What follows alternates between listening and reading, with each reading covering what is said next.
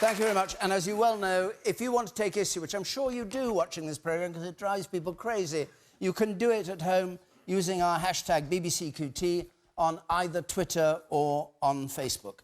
Let's have our first question. It comes from James Burke, please. James Burke.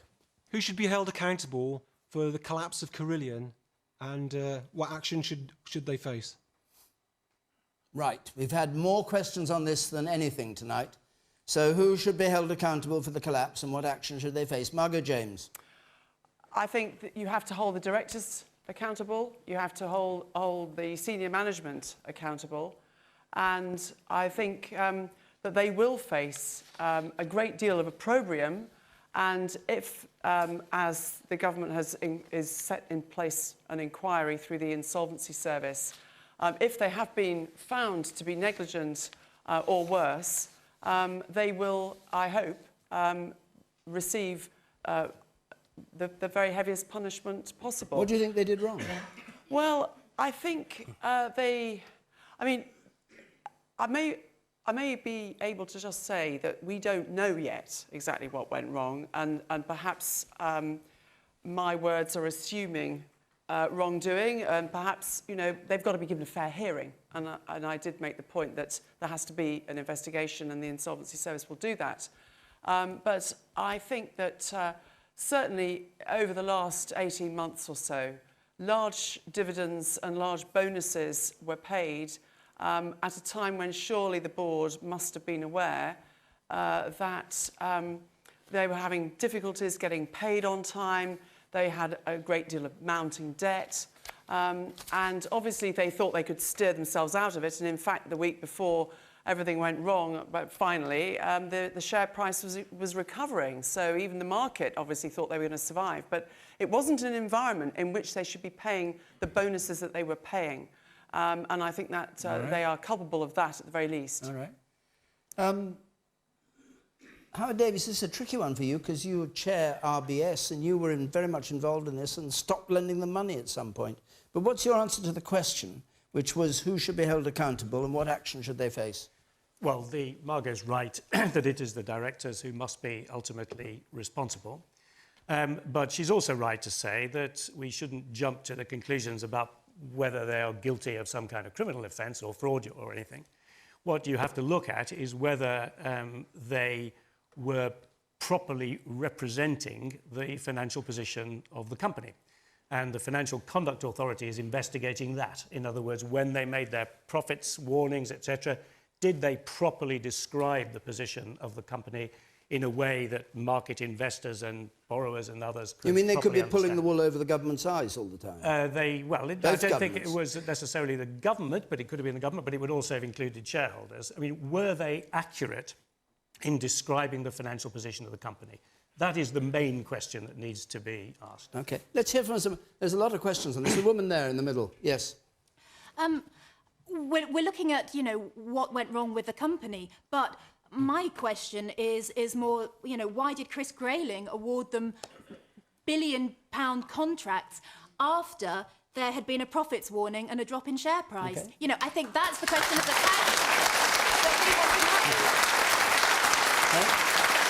Andy Burnham. Well, I think absolutely that's the question, isn't it? The question the government has to answer. Why they gave the company not just that contract, I think 3 other major contracts after profits warnings have been issued. So there are big questions for the government to answer. Margot and Howard are right. Of course, the directors, the senior management. When did it become acceptable for people to pay themselves sky-high salaries while pushing companies to the brink and putting thousands of people's jobs at risk? When did that become acceptable? So I would say the company needs to be held accountable to answer the question. The government does too, but actually, let's be honest, all politicians too, because we've allowed a situation to develop here where people can behave in this way, where they can pay themselves these performance-related, exorbitant salaries and bonuses, while basically stripping away the security of people working in those companies day to day. The whole culture is wrong. We've all allowed it to grow over the years, and it now needs to change. Woman there. Yes, no, the woman there, yes, you. We're asking why the government carried on supporting Carillion and giving them contracts. Could it possibly be that our government and our civil servants are so distracted by Brexit that they weren't actually keeping their eye on the ball? Right. Dustin, what do you think? Well, that's a big question I have on a lot of issues. And let me be clear, I'm here from the United States of America. I didn't get to vote on Brexit. I'm here in this country because I fell in love and because I call it home, and I hope to raise a family here. So I really do give a damn about how this country does. And time and again, it seems like no one's got their eye on the ball. Who's at the wheel of the ship? Who is, and I love the audience member who used the word accountability. I think at the point at which government says we are going to take these programs private, you can't keep blaming the private company. Private companies are built on profit. That's what they're supposed to do. They're supposed to make a profit. Well, that's not what the state is supposed to do. That's not what the government is supposed to do. The government is supposed to be looking out for the people, for you. Okay. And so when I hear accountability, I say, go to the government who gave this company these jobs. Make sure they knew how many jobs they were giving this company. How many eggs did they put in that basket? And were they keeping a close enough eye with so much going on to make sure they didn't do something that was going to help the fortunes of a few and hurt your families? Okay. The government is accountable. Munira, I'll come to you, but do you want to just answer him? Yes. Just briefly? Yes. I mean, I think what I would say to that is that government does not have a monopoly on the skills it takes to deliver complex public services well at all. The voluntary sector has a role, the private sector has a role, and yes, the government has a role. And we want the best of British talent engaged in this pursuit. And you don't get that by being too dictatorial about whether we should all be private or it should all be public. It should be a mix. What we're looking for is quality and choice. Loads and loads, shed loads of stuff given to it, and not just by your government, by Labour government as well. That is true, and there are several large companies that are capable of taking on big contracts, and Carillion was one of them. But I would take issue with people who feel that somehow the government is at fault for giving them the business. I mean, the government has been aware of issues at Carillion and is taking a very close view on all of these big companies and has been engaged in contingency planning for, you know, quite some time. And what that do you mean contingency planning? I'll tell you, contracts like Grayling was mentioned, giving them a contract. What contingency planning was that? Sorry. I will answer you. Yes, let her make the point again. Make the point again. You know, where's the due diligence? It just seems like they, well, I have to question whether Chris Grayling was actually acting on behalf of the taxpayers or the shareholders. That's what you left questioning. I can answer that. Okay, let Margot just briefly finish her answer. What I would answer is Chris Grayling is absolutely acting in the interests of taxpayers.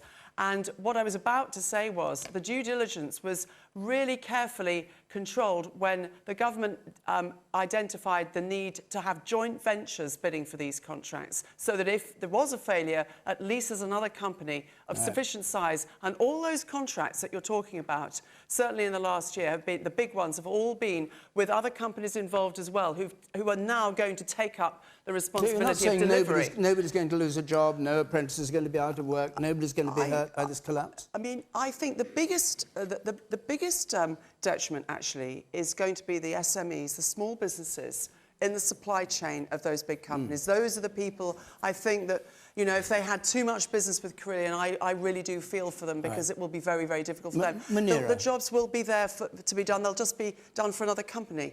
Munira. I think the original question, which is who should be held to account, really who's to blame for this happening. Clearly, the managers at Carillion messed up, and there were decisions made in government, which I think should be investigated and questioned. But there is a bigger problem that's been revealed by the collapse of Carillion, which is about how government procurement has been working for the past 20 years, and the fact that the public finance initiatives, public-private partnerships have been dysfunctional for a long time. The companies like Carillion is not the only one, which have been limping along with very poor management, that have been effectively propped up by the state. They've been given contracts which really they were not equipped to deliver. They weren't delivering quality services. And this isn't an argument against privatisation. I'm not dogmatic about whether we use private companies. I've been involved in public procurement, and very often private companies bring specialist expertise. They're very efficient. They can be cheaper to use than doing things in-house. So I don't have a kind of ideological opposition to using private companies. But I think that government has allowed this very mediocre sector of companies to grow up around it. And what we really need is government to have a completely different mindset, a much more robust, much more insistent on innovation, on efficiency. And in fact, that's what happened with Carillion. In the last year, because government got better at negotiating its contracts, Carillion stopped making as much profit as it was used to. And in a way, something went right. A company was finally exposed for being very weak. It's no comfort to the people who work for Carillion or the small businesses that have relied on it. But it does show that it's important to put these companies under greater scrutiny. OK. The man with the beard in the middle there. You, sir. Hasn't Carillion given a lot of money to the Conservative Party? I don't know what the exact amount is, but I think that's why the Carillion wasn't allowed to fail, was it? Because it had been given a bung to the Tory party. That's why it's not been allowed to fail. Is that so, Andy Burnham? Have you heard that? Well, there are connections between the two. I'm not coming on to try and score points and say that, oh, this means that they must have done special favours for Carillion. All I would say is I think Munira said it, there must be a full investigation, and those questions have to be asked. Because I was going to come back to the question from the woman over there who said, you know, why? Where was the due diligence done? The question I would ask was, were they actually trying to prop this company up by giving these extra contracts? It looks a little like that to me. So I think we have to have a full process here where we turn over all of the stones, we look at all of the contact between ministers and the company, so that we can get to the bottom of this, because we are going to need to learn, put changes in place and move forward in a different way after this. So, Howard Davies, the allegation that Andy's making is the government deliberately propped up Carillion, even though they knew it was in difficulties, to see if they could keep it going. Do you think there's any truth in that? Is that how government works? I find that difficult. I'd be surprised, slightly, if that were the case. I can't answer that. What I can say is that it seems fairly clear that the problems that the company had arose primarily from the big construction contracts, not from the normal provision of sort of subcontracted services where we get people to go and deliver our catering for us. You know, it wasn't that. It was that they took on contracts under the Private Finance Initiative. And here I think Munira's right on the button. I think the Private Finance Initiative has been a fraud on the people, because essentially the government is always the cheapest borrower. The government can borrow more money more cheaply than anybody else. And therefore, if you're going to hand over the total provision of a big hospital to somebody whose borrowing costs are going to be higher than yours, you know, what is the advantage of doing that unless you're absolutely certain that they're going to be much more efficient? If you think they're going to be efficient, why don't you give them a fixed price contract? Why hand over the whole thing? I think PFI has been a fraud, and there's been a very interesting report by the National Audit Office today which just shows just how much we have paid for the privilege of getting a private finance initiative, which was designed to take stuff off the government's balance sheet, so the government could pretend that it was doing more in the way of public services than it really was. And this was That's John Major. Yeah. But Howard, if you're right, I mean, John Major began this. Gordon Brown did it with knobs on, with Supercharged, and it's been going on ever since. Why did nobody say what you're saying at the time? Well, people have for a long time complained about it. I mean, you did some, didn't you? When you were Secretary of State fell. People were saying those things. I think Howard's right. So let's go back to how this began. The old ways of building public infrastructure hadn't worked. So by the early 90s, the country had crumbling infrastructure. So Howard is right. The Treasury wanted a way of building a lot without it being on the balance sheet. That's where this Why didn't they want it on? People say this on the balance sheet. What do you mean? You didn't want to look as they were borrowing? Requirement wasn't. It looked as if the government was borrowing too much, and that they feared would push the government's debt. And so that was, yes, began under Major, but absolutely continued under the Labour government. And I can remember being the minister where there's a need to rebuild hospitals, and for us it wasn't a choice of a PFI hospital or a public hospital. It was a PFI hospital or no hospital. So in those circumstances, obviously, You know, we had hospitals that weren't up to standard, schools with leaky roofs. I mean, as ministers, we were working in that climate. I look at it now, and yeah, they weren't all bad deals, by the way. I mean, some of them produced facilities that have been providing better services for the public in those communities since they were built. But many of them were poor value for money. And that's why I say the time has come to draw a line and move forward. Well, can I just answer that a minute, Andy? I mean, you were in government all that time. There wasn't nobody that was decreeing that you couldn't build hospitals in the traditional Treasury-financed way. That was a decision your Chancellor took. And that's when Gordon Brown got his hands on this PFI initiative, which was very judiciously used under the major governments, I might say, and then ran riot with it. I mean, absolutely ran riot. Nobody ever objected to it. Well, we changed it. I mean, if I'm allowed to prop, I've got the figures there. You can see the graph. The dramatic decline in the use of PFI under the Conservative-led governments. Because we came into a position in 1997. More than half of the NHS predated the NHS itself. It was so old, it was crumbling. So it had to be rebuilt. And but why? Sorry, but put the simple question. Rebuilt. Nobody said you had to use a PFI to do it. Howard Davies says, why couldn't you have borrowed money? Gordon Brown was very proud about his record on borrowing, and that was an obsession. It was about getting rid of the old way, where people were waiting for hospitals. Wait a second, to be delivered. There was a long queue. There was a history of projects overrunning and costing more than they said they were going to cost. That's where it grew from. That was the time that we were living through. And it's now right to learn lessons from that, surely. Well, after how many years? The woman in white there in the middle, let's hear from you. I'm a bit concerned you're talking about all these big governments. What about the people at the bottom of the pile, the people who are doing the cleaning in the hospitals, people that are providing the food? They've lost their jobs, some of them, and it's very hard to get another job. So how are you going to address all those people that have lost their jobs when they could go back to the NHS and the NHS could take over quite successfully as they did before? I mean, we often find that private companies don't give us the service that the NHS did. We don't get food at night as nurses. There's no canteen. The cleaning, they've got different people, whereas in the old NHS, they did have people that are proud of their job and they did it well. So I feel concerned that we're talking at a higher level and we're forgetting the common people. Just explain, yeah.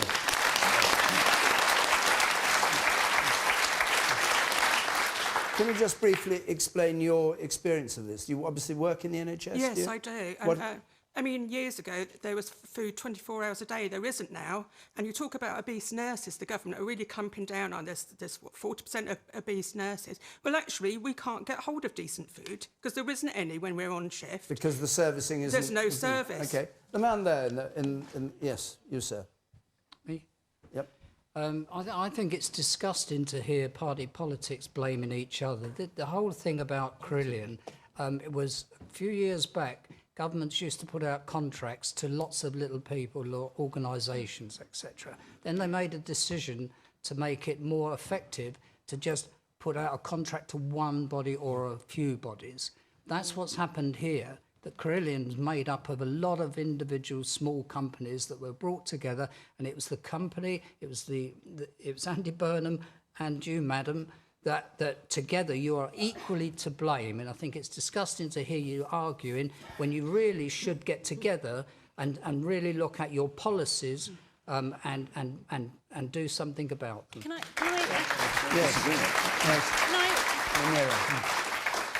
I think you've made an absolutely spot-on point, because what's happened is the PFI, the privatisation mantra was all about trying to introduce more entrepreneurial thinking, more innovation, more competition, so that you wouldn't have these state monopolies, which were very inefficient. And actually what's happened over the last 20 years is that the state has simply recreated its image in the private sector. So you've got these companies, these very large companies that always bid for contracts, always win. The regulation that they lobby for crowds out smaller businesses, newer businesses. And you haven't got the kind of dynamic, competitive, innovative kind of services that you would hope for. And I think that's the racket that needs to be revealed. When you say they're not competitive, do you think Carillion wins on price or on efficiency or on quality? What does it win on? I think you can have companies. I think you can have large companies that offer economies of scale, but too often they are given the deal because they are the lowest bid. And I don't think the public sector should always give the contract to the cheapest bid. I think it should think about value for money for quality. It should think about how it treats its workers. It should think about how innovative, how productive a service is. And for too long, Carillion had survived. Corruption at our highest level in government, and government should look at itself and get rid of that image. All right. The man here I was pointing at, you, sir. I think, as a start, I think the whole process of PFI is quite deceitful because in many ways it is simply concealing the amount that the government is borrowing and putting up with a huge additional cost. Because obviously there's a lot of people in the chain of events, not just from the point of view of building it, but once it's built, you've then got to run the place and there are fixed costs for so many of these items, which leaves, for instance, the NHS in Hereford short of money, which it could and should be spending on nurses and their food and their wages. What are they spending it on instead? They're spending it on the PFI contract, which is so generous. Now, Andy said earlier there was a choice of a PFI hospital or no hospital. And I think that's ridiculous, because if they could afford to rent a hospital for the next 30 years on a fixed price, on an inflation-linked contract, it would have been so much cheaper for the government to simply borrow that money at, as Howard said, a much lower rate, and then it would have been able to afford the other things we at present it can't I afford. agree with you, and I was saying that the choice we were given was the wrong choice. We shouldn't have been told PFI or no hospital. Who told you that? Well, that was the Treasury. That was No, you the told Treasury. yourself. Treasury officials have never liked the PFI. I was a Treasury official myself. They've never liked PFI. There will be many instances where there was no other alternative. It was that. I'm just telling you, that was my experience being in government. Well, let's try and sort this out. Howard Davies says that he's never, ever heard, and he was deputy governor of the Bank of England. Wasn't a capital budget enough to go around and build every hospital everywhere? Who told you you had to do it that way? Was it your Chancellor of the Exchequer, Gordon Brown, or was it the Treasury? It was both. It was Gordon Brown and the Treasury policy. I mean, that was the world that we were living in. But I just want to come back to the gentleman's point. I mean, you're right. Both parties are to blame here. Right. And I also think that the lady was right. You know, that the idea that cleaners and porters... being right now. Well, I'm just going to explain. Were then separated away from the team on the ward. I just want to make a point that I did as Health Secretary. I changed Labour policy on outsourcing in 2009 to make the public NHS the preferred provider. Because I'd lived through those years, these years, Howard, I'd been through those years, and I myself couldn't support it anymore. So when I had the chance, I said the public NHS should be the preferred provider of services. And I got cold-shouldered by many people in government at that time because that's what I believed. And I still believe it, and I think Jeremy Corbyn is right today to say the public sector now should be the default provider of public services. Okay.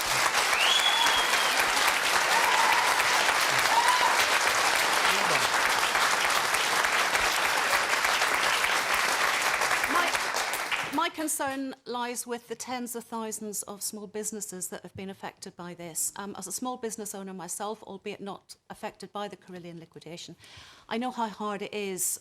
These small businesses employ people. These people have mortgages, they have families. And, you know, I heard the other day that some of these businesses are going to have to wait for years before they find out if they've got any recourse or compensation, and that's disgusting.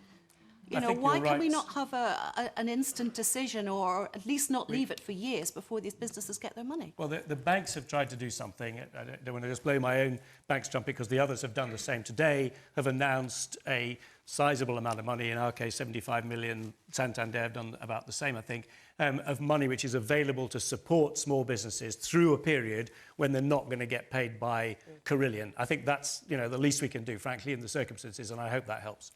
That's good. That's really good. There's a point I want to make about SMEs. How do you do that? I mean, you're lenders anyway. Yeah, I mean, no, but we will give people, we will lengthen people, increase people's overdrafts. We will lengthen the terms of their loans. We will allow them to invoice, factoring, a whole variety of things we will do, but which allow them to keep in business and not to have to go under because Carillion are not paying their It's a change of policy for the Royal Bank of Scotland, because they used to love basket cases. They used to say you can make money out of people who are in real trouble, didn't they? You can't resist a cheap shot, David, can you? I'm quoting a Treasury Select Committee. I'm not using a cheap shot. It was before you were chairman, but rope. Thank you. Sometimes you need to let customers hang themselves, the Royal Bank of Scotland said. Yeah. It's, that is extremely, extremely embarrassing. And it is, no, I mean it seriously, it's humiliating. When I discovered that that had been said in 2009, you know, you wonder where to put yourself. I hope we've changed the culture now. Good. Well, Good. now you're Well lending, said. how many million? 75? 75. Well, this is a specific pot for small businesses who are in trouble as contractors. OK, well, Howard Davies, RBS, you've said it here on Question Time. Can I ask... Queue up afterwards. Yes. Briefly, yes, we must move on. Well, I just wanted to actually ask Howard, one of the tragedies of all this is that the smaller building companies, even those with really good long track records, cannot get normal finance. And the government have made some steps in order to guarantee loan facility and that sort of thing. But what can we do with banks to get building companies that are of a smaller size to be able to get the credit in order to compete more effectively in this market? Because, goodness me, you know, Carillion had the credit, but the smaller SMEs in that sector fight like hell to try and get credit, and they can't get it. OK. Well, we leave that one hanging because we must go on because we've got many other questions. Just before we take another one, I should say we're going to be in Dumfries next week, and the week after that we're going to be in Grantham. If you want to make a note of how to get to the programme, there's a telephone number and the email address of how to get to us. Let's take this question from Antonia Hastings. I rather wonder whether you changed your name by deed poll to ask this question, Antonia. I would deny that, David. You deny it. Deny OK, it. let's hear the question, and I'll leave it to the audience to decide. Is £44 million good value for the loan of the Bayer tapestry, or is it the stitch-up? All right. Very good. Munira. Well, I'm very pleased that the Bayer tapestry is coming, and I think it's exciting and wonderful. Clearly Macron is very pleased about his grand Napoleonic gesture, which he likes to do. In terms of the actual serious business of paying towards the border security at Calais, I think it's right that the UK contributes. It clearly is an issue for us as well as for France. And like many of these things, it's about cooperation. I think what's interesting about today and the summit is that it shows that we can have cooperation and friendship with our allies in Europe. We don't have to be a member of the European Union. I did support Brexit, and I would like us to continue with that relationship. And I think £44 million is a reasonable amount. It's not the first time we've paid towards security at Calais. I think we spent about 100 million in the last 3 years. So I think it's right that we do that. OK. Dustin. Well, I think, you know, it's wonderful that we're going to be able to share art. I'm an artist. I can't wait to see it. But I also think that folks in this country need to get used to paying these sorts of amounts and more. And, you know, I didn't have an opportunity to vote on Brexit, but clearly now there are going to have to be these unilateral relationships between different countries that you didn't used to have to do that with. We're going to have to see this country reach out and create these relationships and these friendships with other countries, and the price tag is likely going to be very high. I don't know if we've answered the question yet in the negotiations of whether these new price tags are going to be worth it. I'm very curious to see what this deal is going to look like with Brexit. I hope, as someone who's going to call this home, that it's a very good deal, but I'm going to be equally shocked if it is, I have to say, the way things are going.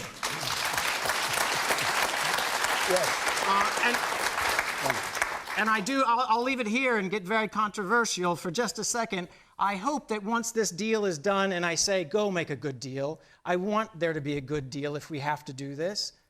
But if the deal is a stinker, let the people have a voice.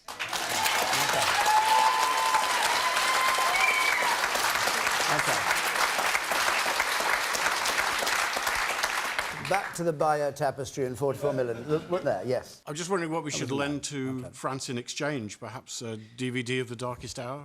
No, my answer is we should give them Arsene Wenger, which would be very popular with referees. Howard Davies.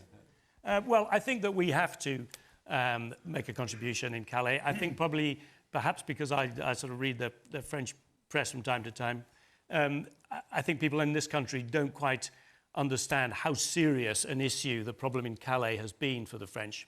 And that area around Calais has been a very strong National Front area, and that's partly because of the existence of the camps. It was called the jungle.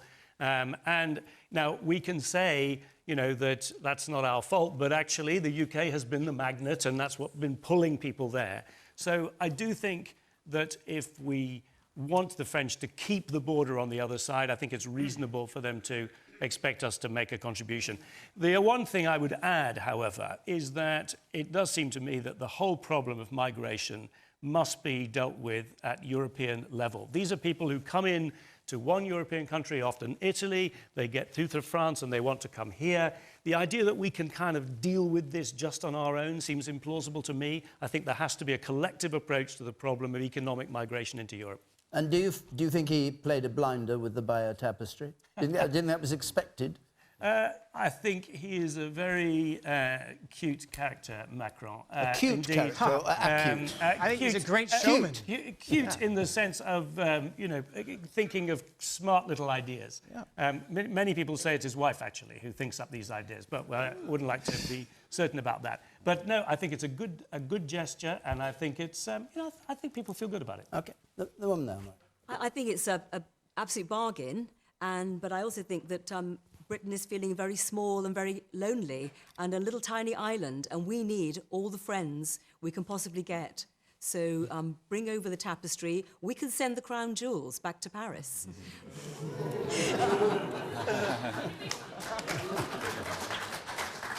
I don't think the person who was seen on television holding them so tenderly would be very pleased about that. The man in pale blue there. Isn't the delivery of the tapestry really just a poke in the eye by Macron in advance of the negotiations in Brexit in relation to the forthcoming trade negotiations? It's a poke in the eye. OK, Margot James. Oh, I think it's a wonderful gesture, actually, and I really look forward to seeing it. I mean, it is said to have been embroidered in Canterbury, so it's a moot point as to where its origins lie. I think it's a wonderful gesture anyway. And I think the money is a necessary investment. I agree with Howard about the pressures on that part of northern France have been intense, and we do need to make a contribution. And the money will be spent, you know, on new technology, on state-of-the-art fencing. It's a sad situation. You're talking about a lot of human misery that has caused this whole issue. But I think, you know, British people are quite clear. Okay. We do need to control our borders, and this is a very necessary investment in that process. Andy Burnham. Well, if it was 44 million just for a tapestry, that clearly wouldn't be good value for money. And I don't know whether 44 is the right figure, but clearly the money, as Margot just says, does address a shared problem, and the border in Calais is a shared problem, as other panellists have said, and it's right to work with them. Maybe the 44 million then therefore buys a better relationship, a thawing of relations, and I think we need a bit of that, don't we? A bit less of the Johnson and Gove rhetoric and a bit more reaching out across the channel and building those relationships. And maybe, therefore, that will get us, the 44 might help us get a more balanced, sensible Brexit, where, we must deal with the concerns the public expressed around free movement, but by doing that, then maximise our access to the single market and to the customs union. One thing that worried me was to hear the former French finance minister on the radio this morning saying that they may not be now so predatory about the City of London. What worries me about that is the whole thing is going to come to be about the City of London if we're not careful. You know, we live in a London-centric country, and my great worry as Mayor of Greater Manchester is that we're going to end up with a London-centric Brexit, where it's all about protecting the City of London and other industries in the regions while they can pay the price. Well, I can tell you now that will not be acceptable to me and many other people in the north of England. We need to see a fair deal for all of our industries all over the country. And as to what we might send back in return, well, I was just thinking about that. Something that would fit in there, something that maybe likes a drink, sound of his own voice, and something whose name might suggest French ancestry. Let's send Nigel Farage back to France. Can I make a point as we're talking about this money to be spent on this border, just as someone who isn't from here. And I know this great country has some issues. Who doesn't? You got some things to figure out. Who doesn't? But this country is a shining example of what is good in so many ways. Yeah. And I want to applaud both parties. I'm not from either party. On the work you've done along the way for inclusion, for acceptance of difference, to make sure that some of the things I'm hearing my president back home say would not be acceptable here. But understand that some of these people who are in Calais trying to get here, they're not coming to try and steal from you or to ruin your culture. They're coming here because you're a giant, beautiful beacon of hope for them. Okay. And I hope that the government finds it in their heart to spend some of that money to make sure that their conditions are livable there and to let some of them in to share their goodness with your greatness.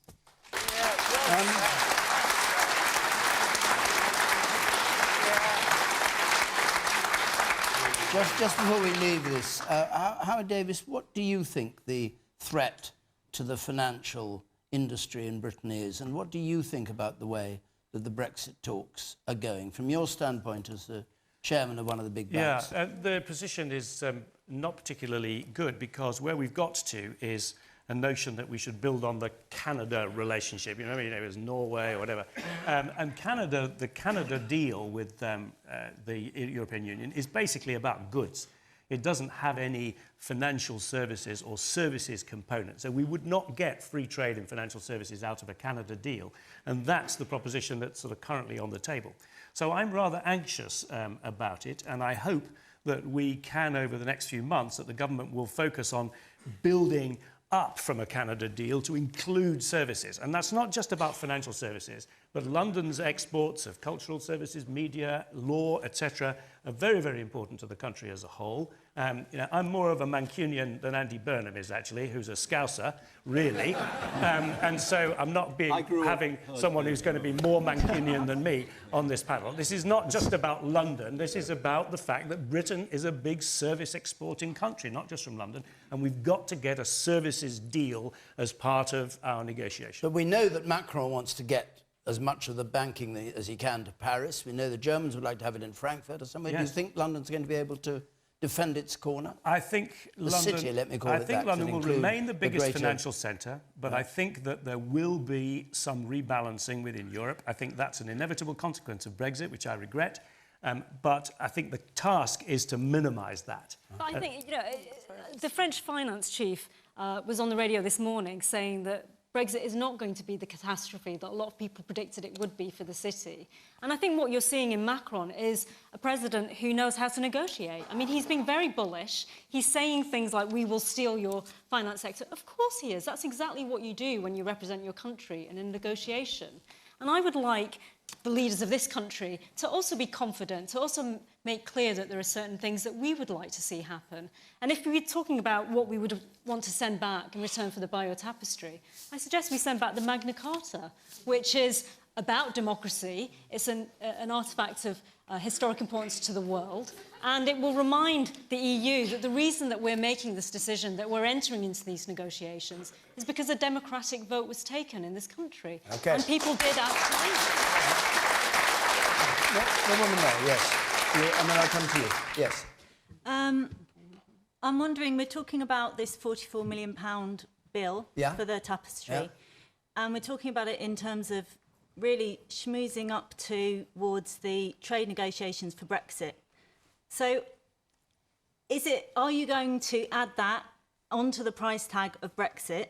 Okay, because evidently it is related to it. You think that's the motive? You think that's the motive of it, do you? No, hold on. These people have already suggested that that is part of the motive of it. The answer to your question. If not, can I just finish it? If you're not prepared to do that, then can we know how many other little secret deals are going on that are called something else but are actually, this is the price of Brexit? All right, Margot, just briefly on that. Well, I mean, it isn't directly to do with Brexit. It is to do with and it's not just to do with the security at Calais either. There are other aspects of our mutual relationship with France. Obviously, but partly it's to do with that. I mean, security is we sort of interact with the French on so many levels. Defence and security are key. both countries are the predominant defence countries in terms of investment and spend across Europe. So we're working with the French with this money in northern France, northern Africa, where there's a huge amount of terrorist threat. So it isn't just about security at Calais. It's also about trafficking, trying to prevent trafficking. I don't think it's a so there's a lot of things. deal. It's not really just to do with very Brexit. Quickly. The British border has been in Calais for a number of years now, so we've actually had our border post in Calais, so the money is going to protect the British border. But I might just say, you know, we should challenge the French back, because I think they allow a fairly chaotic and unmanageable scene to kind of develop in Calais, where people are just left there trying to jump on transport. That isn't acceptable to me. You know, they need to put things in place in Calais too, so it shouldn't just be asking us to fund it. We need clearer commitments from the French to look after people properly on their side of the channel, because at the moment I don't think they do that. Can I just clarify? I don't think that we should not be spending this, but I should think it should be called what it's called. You just want the sum to be added up, really, and be open. OK, we must go on, because we've only got 20 minutes left. We've got many other questions. Well, we won't get through them all, but we've got other questions we must go to. So let's have a question from Wendy Glinsky, please.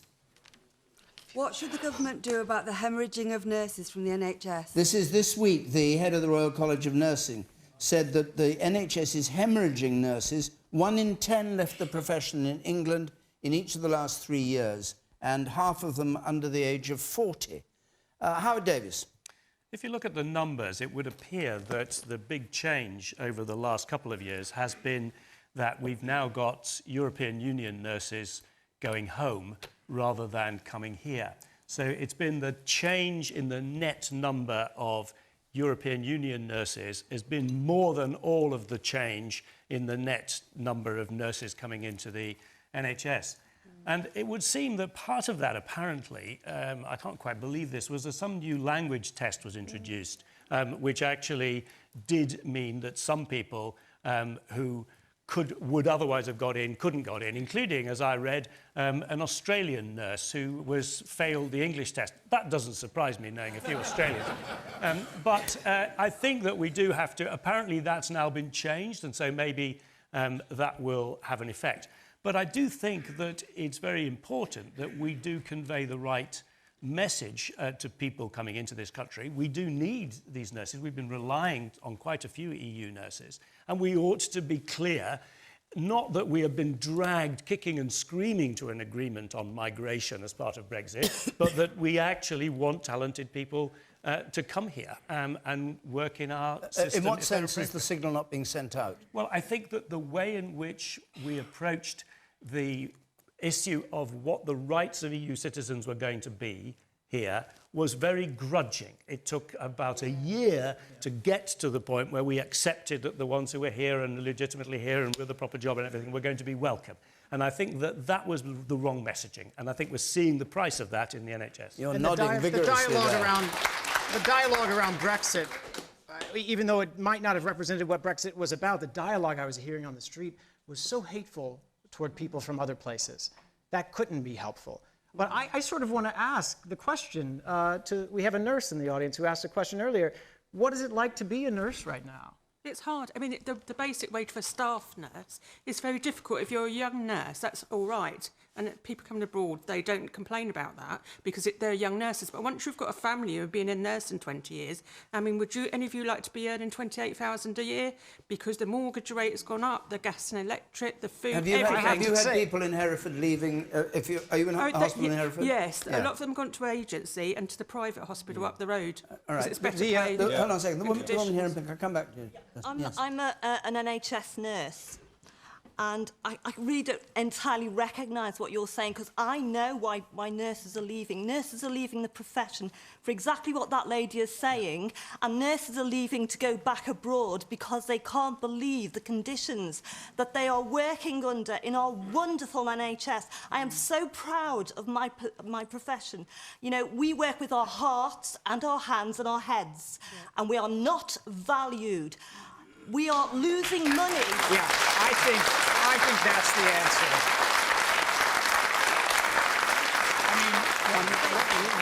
As someone who grew up in a home where my mom was in medicine, and I know how she was valued, And here, everywhere I go, I hear the same story, because I like to talk to people in the airports and the train stations, and I'm going around. And the nurses and the doctors are saying it's so incredibly difficult and unbearable, the conditions they've been put under here. And let me tell you, you don't want private medicine either. No. You don't. What you need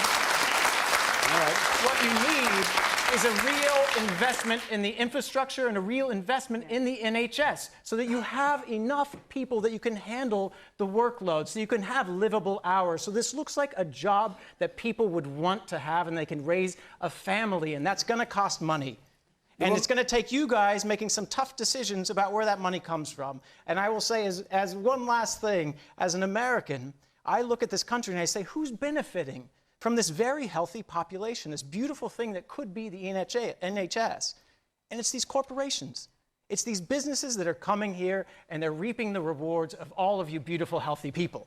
And I want to make sure, I would do an in-depth examination to make sure they're paying their fair share for the rewards they're reaping so that you can have a better life. The woman in pink there, then I'll come to you. Yes. Thank you. I'm really saddened to hear that the cause of this hemorrhaging of nurses is put down to Brexit. I think that's a cop-out, quite honestly. It's due to a chronic lack of planning and foresight for our workforce for this country. We have no nurses because we've taken away the bursary. We are not supporting people going into education. We are not planning for the future, making sure we've got GPs, doctors, nurses, physios. We are disregarding the NHS, and I agree with you, Dustin, about the private enterprises coming in and reaping the rewards of the NHS, Virgin being an example. All right. Well, there are a lot of points there. Margot James, do you want to answer her? Well, I mean, the lady in blue there spoke very passionately from your personal experience, and you know, I spend a lot of time with the local health service in my constituency in the borough of Dudley, and I would concede that morale is very low in parts of the NHS, and I understand what you've been saying, and the other lady about pay. Although there is progression pay, once you get to a certain level, the pay advance is low, and I know that I mean, I was pleased that the Chancellor did at least relieve the public sector pay cap in the last budget. So there is some sign of hope on that front. The issue of not enough places and poor planning, this is an old issue, and certainly I think it transcends party lines, actually, because when I was in the NHS as a director of a trust nearly 20 years ago, we were so desperate for nurses that we were sending recruitment people out to the Philippines to attract people. So it's not even just nurses from the European Union. And this has been an issue for a long time. But at least recently, there has been now funded places for 5,000 new training places, which is a 25% increase on last year. But this and 1 also, in 10 leaving over 3 years, yes, what about that? Well, is that going to make up for that? I mean, as Howard said, whatever the cause of it, half the number of foreign nurses that have been coming to the NHS that have been keeping the numbers going has halved in the last few years, and that has been more of an effect actually than people leaving in terms of total numbers. But there's one more point I'd like to make, which is that I'm very keen on the new nurse apprenticeship programme, which will give nurses a chance to train and work and learn and earn whilst they are going through their studies. I don't know, do come back if you've got a different view, but I think that is another route into nursing which should encourage people, because there's not going to be any debt involved. They are going to be earning, learning, yes. and it's true what you're saying, but you've got to have nurses there to teach them, and they're going. Let me just give you an example. I know a nurse who has left just very recently because she is earning a month £100 less than her 17-year-old son, who has no qualifications and is an apprentice. Isn't that a disgrace? All right, let me bring in some other... There are many people here. Munira, you're going to go back. I'll come to you, Munira. I mean, I think it's absolutely clear that the NHS is struggling, and it's struggling under the weight of the demand that's being placed on it. I don't think it's just about money. I do think the NHS needs more money, but there are other health systems around the world that spend similar amounts of money. But hang on, when you say it's not about money, are you saying it's not about the salary that nurses get? No, I do think the NHS should get more money, but I think that the way that the NHS is managed and the way it was designed originally was not to cope with the level of demand that we place on it now. The population has grown in the UK by about 5% over the last decade. That's placing significant demand in a way that was not originally imagined. But that doesn't answer the pay question. I do think nurses should get paid more. I do think we should value them. It's about gender. If the majority of people working in the nurses' profession were males, then the salaries would not be capped at 28,000. You wouldn't have people like my sister looking to return to work from maternity leave, thinking, well, I'm not going to be any better off than if I was, you know, it's not, if the majority of nurses were men, then 28,000 would not be the top salary, and it would not be so hard to get that. I think it's about class. There are many men in this country that are on very low wages as well. But you know, it's an interesting argument. But it's I think it's there are many males working in the NHS, hospital porters, for example, who are paid badly. But sorry, just to finish my point, I think very often in the discussion about the NHS, it ends up being a political battle or a football between the political parties, and each one has to declare its love for the NHS and how much money it's giving to the NHS. And what we don't have is an intelligent, grown-up conversation about the kind of health service that we need for the 21st century. The fact that the demands placed on it are much greater, the fact that we're getting older, the relationship to social care. And I think we just need to be prepared to have some fresh ideas and thinking and not accuse people. All right. Yeah, the man up there, hold on a second. The man up there has been trying to get in you, sir, on the gangway. Me? Yes. I think inevitably Brexit has demoralised a significant number of nurses who come from the European Union and have made an absolutely massive contribution to the NHS. And part of the exodus of thousands or tens of thousands of nurses leaving is attributable to that, coupled with the loss of the bursary. All right, Andy, can you the question originally, let me just restate it, because we've been around, as always, on the NHS, a whole range of problems. But the question is, what should the government do about the hemorrhaging, and that's this week's report of nurses? OK, firstly, pay them more. It's just as simple as that. Because Margot was right to concede that morale was low in response to those powerful contributions from the floor. Why is morale low? Because people, permanent staff, are on shifts next to agency staff being paid twice what they're being paid. And why are there so many agency staff? Because the government has got its training policy wrong. They were cutting nurse training places a number of years ago. They've scrapped the bursary, as was acknowledged. That is entirely the wrong way to go. So they need to, I would say, restore the bursary. Let me tell you what I'm trying to do in Greater Manchester, because we have devolved responsibility. I want to look at nurse development and training in the context of Brexit and the challenges it might pose. I want to grow more of our own young people to become NHS staff. I'm looking at an idea that if young people commit to the Greater Manchester NHS for 5 years after qualifying, that we might help pay off some of their tuition fees in response, to have a better approach to helping young people come through. But actually, Munira's right. There's a deeper reason here. Why is there so much pressure on nurses? Go back to another layer of the care workforce, social care staff. They are in an even worse position. They do 15-minute slots. They don't get the travel time between the 15 minutes, so they don't even get paid the national minimum wage. Social care in this country is utterly broken. Okay. I tried to fix it as Health Secretary. Since then, there's just been point scoring about it. In my view, and this again is what we're trying to do in Greater Manchester, it is time for social care fully to come within the public National Health Service. One service.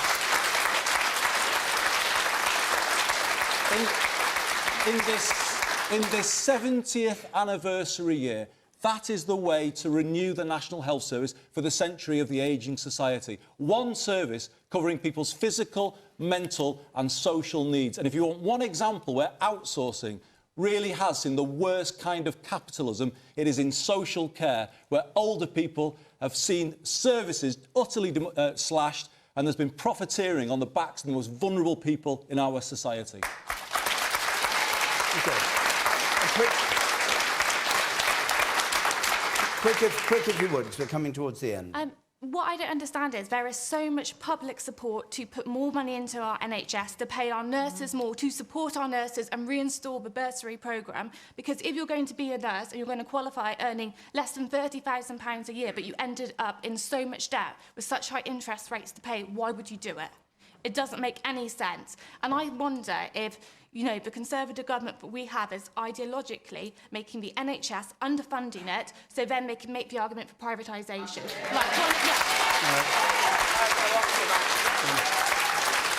Margaret.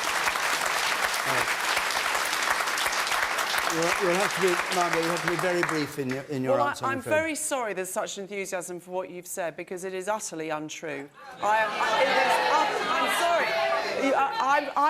I've been accused of wanting to set the NHS up to fail so that we can privatise it. Nothing could be further from the truth. No, I am not a liar. I have spent time volunteering in the NHS over 4 or 5 years. I am not a liar. I believe in the NHS, and so does my government. And we do put more money into it. We put an extra 3. I'm sorry. I'm going to carry on answering this question. All right, let her finish. We are ending the programme. Just the last We have sentence put an extra 3.5 billion in at the last budget. We've increased the NHS budget every year since we got into office. I do accept there's more demographic pressures on it. I do accept that. That is true, but it is not true to say that we do not invest in the NHS, and it is an utter lie to say that we don't believe in it, because we do. Thank you very much. Our hour is up. I'm sorry, many of you wanted to get in on that, I know, and as always, but anyway, time is up. Next Thursday. Now, next Thursday is Burns Night, and Question Time is coming from Dumfries. Those of you north of the border will know the significance, that's where Robbie Burns lived towards the end of his life and where he wrote Auld Lang Syne. So we're going to be in Dumfries, and the following week we're going to be in Grantham. And you'll know that's the home place of Margaret Thatcher. So those are the 2 places we're going to be. If you'd like to come to either, call 0330 123 9988.